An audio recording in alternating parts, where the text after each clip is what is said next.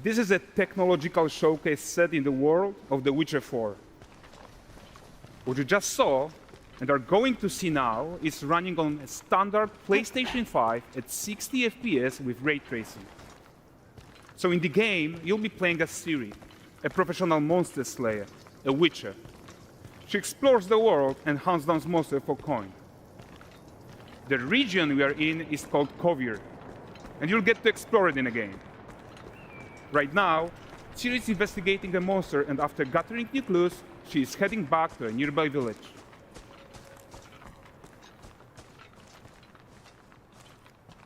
All right, everyone, meet Kelpie. Let weeds be weeds, Kelpie. So just like Geralt had Roach, Ciri has her own loyal companion. We return to town. These two characters need to feel like one. Since you're gonna explore the world on horseback, riding needs to feel seamless, natural, and just fun.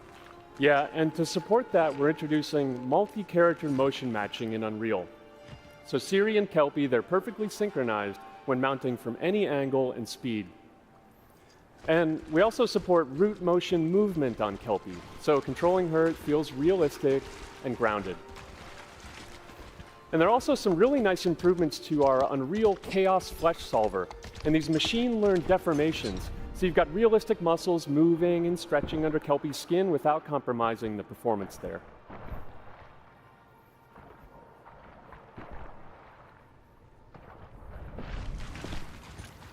So let's leave Ciri behind for a second and talk about the world itself. So much of the Witcher world is natural, organic, especially Kovir with its dense forest and wild nature. Yeah, and wild nature is hard. And with nanite geometry, we've freed artists from so many of their old constraints. But we don't want to rest until everything we do in Unreal has that same spirit of freedom. There's always more work to do. And foliage is a huge piece of that puzzle. So we are excited to introduce nanite foliage. And in order to achieve gorgeous foliage density everywhere, while still being memory efficient, fast to render, we believe that a new idea was needed. So instead of the same card approach we've been using for the past 20 years, artists should be free to take a nanite approach to foliage, modeling every single leaf and pine needle. And the old LOD tricks of the past, they needed a complete rethink. And in their place, it's a new adaptive voxel representation in nanite. It's volumetric, it's fully 3D, it is super fast to render. And these dense clusters of triangles turn into these cubes, which at a distance, they're no larger than a pixel, and they react to the changing light of our dynamic sun and our shadows, and they allow artists to render whatever amount of foliage is needed to achieve their vision without compromise. And no compromise means how ambitious we are when it comes to bringing our vision to life with incredible visuals. But more than that, together with Epic, we created faster way to load the world. We can now bring in more content more quickly for the smoothest possible experience as we fly down to catch up with Ciri.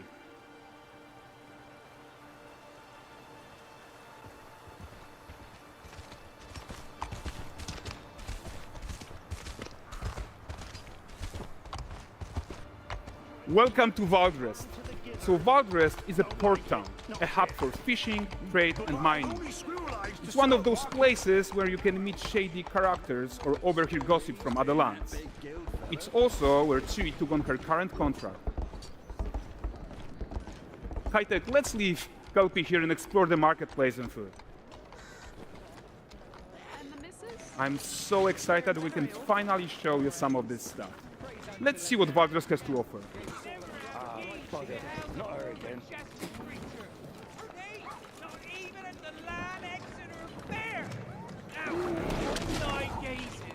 Present him with a fish, for the furry rascal will often wait, and a bear's weight grants good fortune.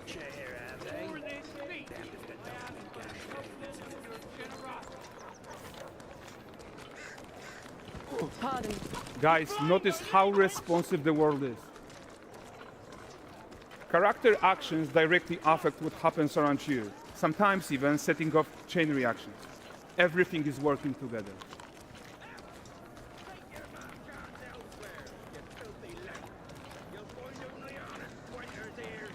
Oh, look at this poor gentleman being taught how to fly by an angry innkeeper.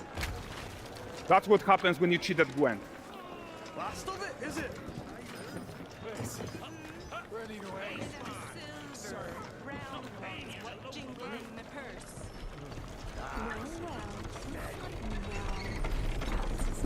Okay, so this is the guy who gave the quest his own. Like you probably suspect, he has his own agenda in all of this. You're off your tits again, Wilfred. Get your ass up.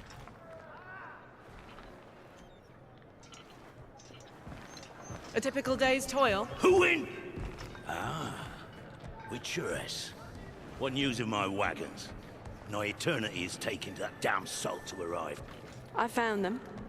And, well, suffice to say, they'll not reach you. As for the salt, I found not one speck. I presume this comes as no surprise to you. Now. Kavir's smuggling trade is of no concern to me. Shush, shush, shush. The manticore that flattened your cart and devoured your men, quite the opposite. Manticore? No, them winged hellspawn dwell in the arse end of Creighton, not here. While Siri decides what to do about that merchant, let's take a look at the character technology that powers this marketplace. Why don't we listen in on these fishmongers? They're selling their wares, chatting up customers. Morning, catch this is. Won't find none fresher. Reckon you ladies after one of them. Comes. Get this cleaned and gutted for you. You mind, dearest? Into seeing some and more. Got mackerel cod, all Braxton's finest. And there is tons of tech at play here, even in this simple market stall. Metahuman tools, improved Unreal smart objects, chaos cloth, and more. Yeah, and all of this exists to make sure that the gap in quality between Siri and NPCs is as small as possible. Yeah, and closing that gap, it's not just about fidelity, right, but also authenticity. They should react to changes in the world around them. But the prisoner in pillory isn't exciting enough for Valdrest. Let's grab everyone's attention with a circus.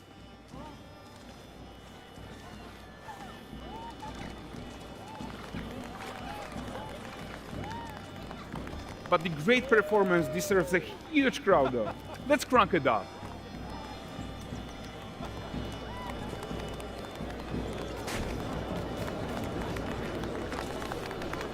So you are seeing tons of optimizations here to many of Unreal systems, including an entirely new Unreal animation framework, allowing us to fit easily in our 60 FPS budget, not just in rendering, but also with room to spare on the game thread. Over 300 animated skeletal mesh agents all going about their business. And the whole point is to leave breathing room for developers like you to introduce the gameplay and the systems that your players expect, empowering you to make your worlds come to life without Unreal standing in your way. You are right, and that's the open world RPG that we're making. But before we wrap up, how about one final check-in with Siri?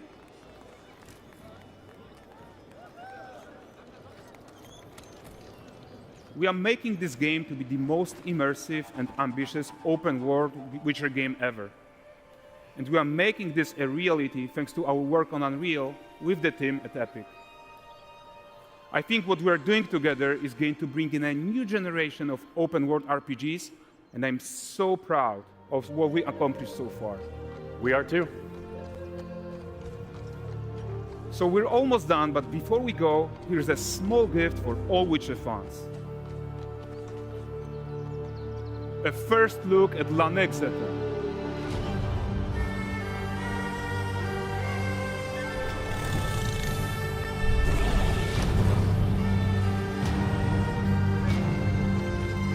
Onward, Kelpie. We've worked to do.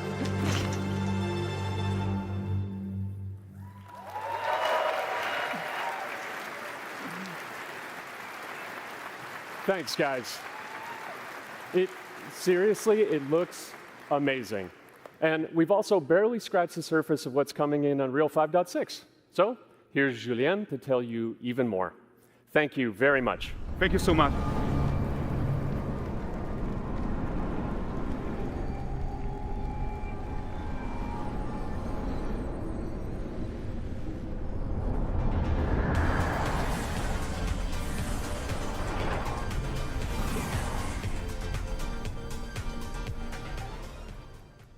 Hey everyone, great to be here in Orlando. I spent a lot of time on this demo, so I'm happy to be the one to talk about what went into the 5.6 release. An open world like that was just the perfect content to focus on our main goal for the release, which was performance. We want the engine to scale to large and rich worlds. We want to preserve graphics quality. And of course, we want to deliver high frame rates that you and your players expect. So let's check it out, starting with rendering. If you all remember, when we released Nanite with UE5, it supported static geometry. Last year, we brought skinning to Nanite. And now, we're working on Nanite foliage. The only way to have a forest that looks as good as this one is to use 3D geometry for all parts of the trees, just like we do for everything else. However, this is a crazy amount of fine geometry, so we had to rethink how trees are created and displayed. To create them, we developed Nanite assemblies. These 28 little parts that you see are all that we use to build all the spruces from the forest. They are instanced thousands of times and used like building blocks to assemble trees in different ways. And as you probably noticed with the wind effect, they even support skeletal animation, which runs on the GPU. Thanks to assembly, we greatly reduce the storage, the runtime memory, and the rendering cost. Then, to display an entire forest, the challenge was to preserve fidelity and performance from any distance. Let's check up close the level of detail we're talking about here. Lots of details. But this triangle representation is not the most efficient when far away, due to the amount of overlapping. And that's why we made an adaptive voxel representation. But in reality, you'll never see those voxels this close, since when we move the camera back, they're barely a pixel. Nanite foliage is almost done. We are moving it to the main line as we speak, and it will be available for everyone in 5.7. Another thing I would like to share is that ray tracing and Lumen now run more than twice as fast, with no visual trade-off compared to when UE5 was released. And because of that, we can now hit 60 FPS on consoles. And finally, we rewrote the rendering pipeline to run asynchronously so you can increase the richness of your scenes even more. Now let's talk about chaos physics. For chaos cloth, we improve our cloth-to-cloth constraint solution. This removes a lot of collision evaluation when garments are piling up and interacting with each other. Even for complex setup like Series Cape, we hit a sub-millisecond budget on PS5. With Chaos Flesh, we introduce procedural muscle activations to make deformation and motion more natural. Your artist will still have control over tetrahedral simulation and train ML models that run fast in real time. We now support the baking of fluid surface data into lightweight assets to be played back at low cost. This is going to give you high-fidelity water without the performance cost of real-time fluid simulation. For animation, we work on both performance and fidelity. Here, you can see how Siri and Kelpie match up in their interaction. Well, that works no matter the angle of approach. That's our Modes character motion matching solution. We also added motion matching in Sequencer to build stitch tracks. With them, you can seamlessly transition from gameplay to cinematic. Also, we now have a secondary layer of animation driven by physics in Control Rig. We used it in Kelpie's rig to drive the mane, the tail, and the saddlebags. And now, I'm happy to announce that all these features are already integrated into our new Unreal Animation framework, which we are releasing as experimental in 5.6. We built it with performance first in mind. Animation evaluation are now running in parallel off the game thread, which was our bottleneck. And for the other character systems that are just as costly, like movement, avoidance, state tree behaviors, we also move them to worker threads. This is really going to help you create scenes that are crowded and lively. Streaming has always been a big deal regarding performance.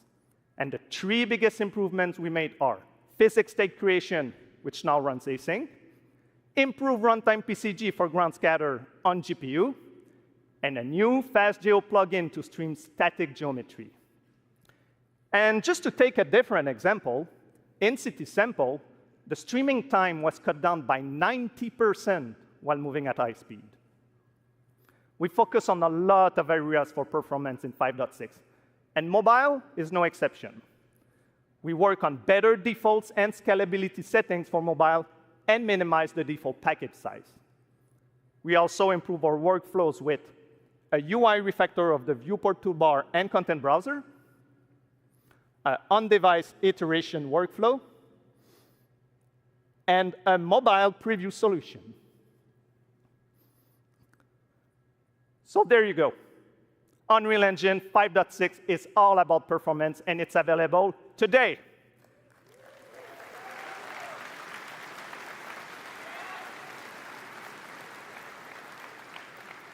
Please go enjoy the tech talks and session we have for you guys and come chat with us. And now, please welcome Chris from the MetaHuman team. Thank you.